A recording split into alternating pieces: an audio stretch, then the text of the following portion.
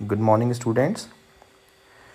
Today is the session 2 of the chapter marketing, and today we will learn about the various philosophies available in marketing. तो marketing में कितनी फ़िलॉसफीज़ हैं। फ़िलॉसफीज़ मतलब होता है सोच, यानी कि जो हम बात करते हैं, जितने भी फ़िलोसोफर्स आए हैं इन रिगार्डिंग द मार्केटिंग, उनको एक्सप्लेन करने के लिए, तो उनकी सोच क्या क्या रही और समय के साथ ये किस तरह से परिवर्तित होती गई, ध्यान रखना, वो कहलाती है। तो लर्निंग ऑब्जेक्टिव्स हैं ये। अंडरस्टैंडिंग द इवेल्यूएशन, इवेल्यूएट हुआ, धीरे धीरे बढ़ता गया, जैसे जैसे समाज में चेंजेस आते गए वैसे वैसे फिलोसफीज़ भी चेंज होती गई। To analyze function of marketing, तो यहाँ आज दो टॉपिक हम स्टडी करने वाले हैं, तो आज हम इनको देखेंगे। देखिए, तो पहला हम आगे आते हैं, फ़िलॉसफीज़ के बारे में है।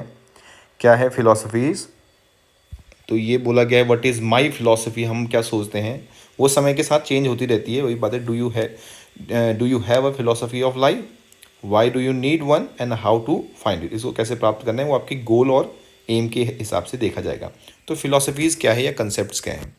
फिलॉसफीज डिटरमाइंस द एम्फेसिस और weightage to be put on different factors in achievement of the organizational objective। Organization के ऑब्जेक्टिव समय के हिसाब से बदलते रहते हैं, और उन बदलते हुए ऑब्जेक्टिव को प्राप्त करने के लिए जिस पे जोर दिया जाता है, जिस कंसेप्ट पे जोर दिया जाता है, जिस पे ज़्यादा वेट दिया जाता है, डिफरेंट डिफरेंट फैक्टर्स पे, उन्हें बोला जाता है philosophies in respect of organizational objective. Organization के ऑब्जेक्टिव को प्राप्त करने के लिए जिन महत्वपूर्ण बिंदुओं पर, फैक्टर्स पर पॉइंट यानी जोर दिया जाएगा, वो कहलाएगा आपका फिलॉसफीज़। तो समय के साथ ये चेंज होती रहती है, जैसे कि मार्केट में चेंज होता गया। तो हमारे पास स्टडी करने के लिए 5 तरह की फिलॉसफीज़ है। एग्जामिनेशन के पॉइंट ऑफ व्यू से बहुत इंपॉर्टेंट टॉपिक हो जाता है। सबसे पहले जो है वो यहाँ से आता है प्रोडक्शन कंसेप्ट से, आगे हम आएंगे। Industrial revolution.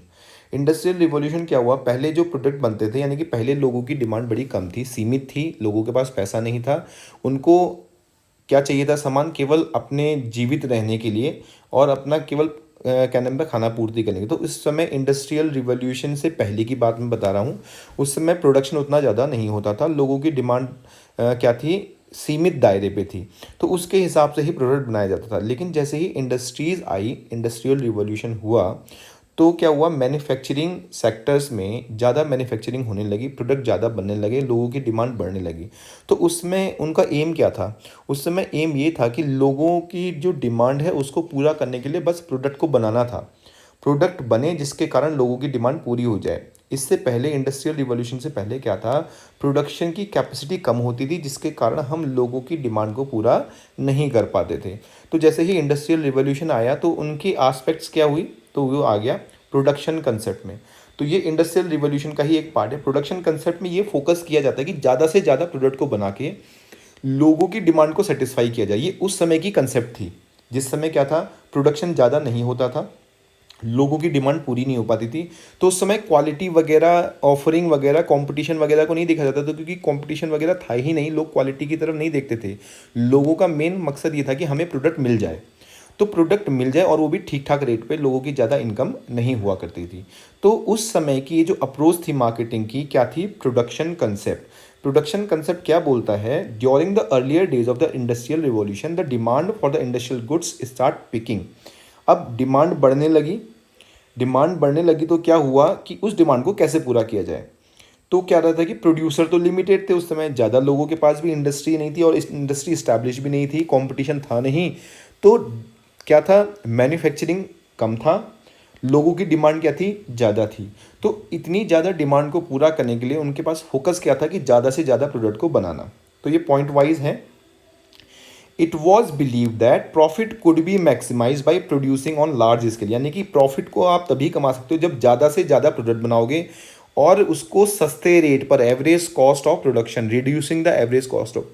ध्यान रखें, यहाँ पर को कम प्रोडक्ट बनाएंगे तो ज़्यादा लागत लगेगी, ज़्यादा कॉस्ट आएगी, और प्राइस भी ज़्यादा हो जाएगा, तो लोग उतना अफोर्ड नहीं कर सकते थे, क्योंकि उनके पास उतना इनकम नहीं थी।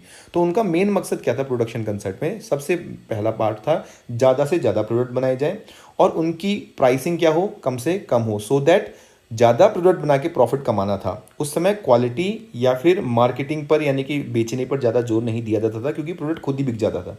खुद क्यों बिकता था?